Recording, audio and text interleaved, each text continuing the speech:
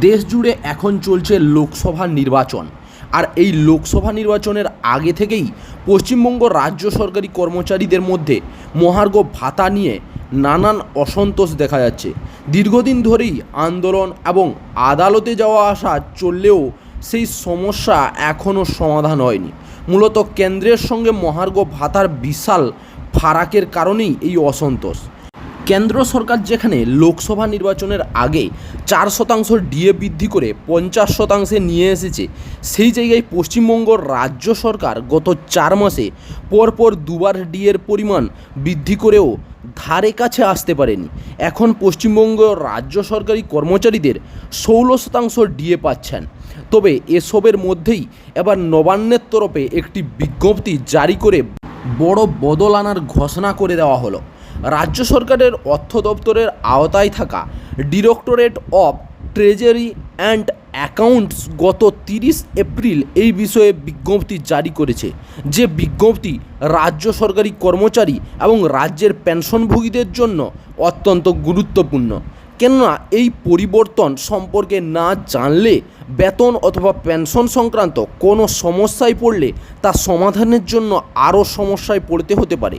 কেননা রাজ্য সরকারের তরফ থেকে এবার কলকাতায় অবস্থিত পে অ্যান্ড অ্যাকাউন্টসের অফিসের স্থান পরিবর্তনের ঘোষণা করা হয়েছে। ঠিকানা পরিবর্তন করা হয়েছে পেনশন ডিসবার্সমেন্ট সেলেরও।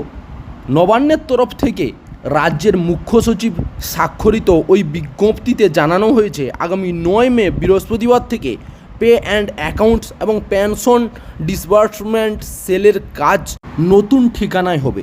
নির্দেশিকায় বলা হয়েছে এই সব কয়টি অফিস মির্জা গলিব স্ট্রিটে নিয়ে যাওয়া হয়েছে এবং সেখানেই কাজ হবে। এক্ষেত্রে দুটি অফিসের নতুন ঠিকানা কি হচ্ছে তা বিজ্ঞপ্তিতে জানানো হয়েছে এবং কোনো কাজের জন্য যারা আসবেন তাদের ওই নতুন ঠিকানাতেই আসতে হবে। পে অ্যান্ড অ্যাকাউন্টসে একের নতুন ঠিকানা হিসেবে বলা হয়েছে 11A মির্জা গলিব স্ট্রিটের পুরনো খাদ্য ভবনের 4 তলা এবং পে অ্যান্ড অ্যাকাউন্টসের 2-এর 3 তলা এবং 4 তলা। অর্থাৎ এবার রাজ্য সরকারি কর্মচারীদের এবং পেনশনভোগীদের নিজেদের প্রয়োজনে নতুন ঠিকানায় আসতে হবে। আগামী সপ্তাহের বৃহস্পতিবার থেকে আর পুরাতন ঠিকানায় গেলে হবে না। চাকরির খবর থেকে শুরু করে নিয়োগের খবর থেকে শুরু করে ঝড় ঝঞ্ঝা দেশ বিদেশ রাজ্য জেলা এবং আপনার শহরের খবর একটা চ্যানেল আমাদের newsbangla.com-এ সবার আগে আপনারা পেয়ে যাবেন। তাই চ্যানেলটাকে অতি অবশ্যই সাবস্ক্রাইব করে পাশ থেকে বেল আইকনটা ক্লিক করে অল নোটিফিকেশন অন করে রাখুন। জয় হিন্দ, জয় ভারত।